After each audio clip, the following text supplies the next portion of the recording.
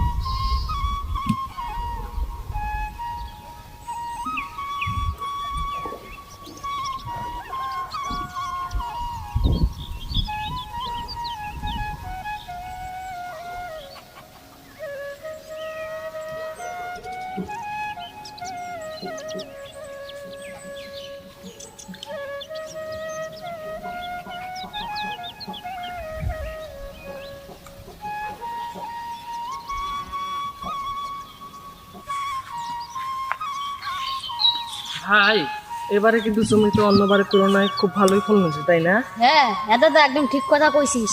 এই জমিগুলোর দিকে তাকালে আর তখন শান্তি পায়, মনটা একদম শীতল হয়ে যায়। বুঝলাম তোর মন খানা শীতল হয়েছে, কিন্তু আমার পেট খানা যে খিদা জ্বালায় চইলে পড়ে খাক হইতেছে। এখন যদি পেটে কিছু না পড়ে তাহলে জমির দেখভাল কেমনে করবো? তোর খিদা পাইছে করলেই তো হয়, অত ঘুরা বেচা করা কোনো লাভ আছে? চল আগে পেট পুজো করে নি, তারপরে জমির কাজে লেগে পড়বো।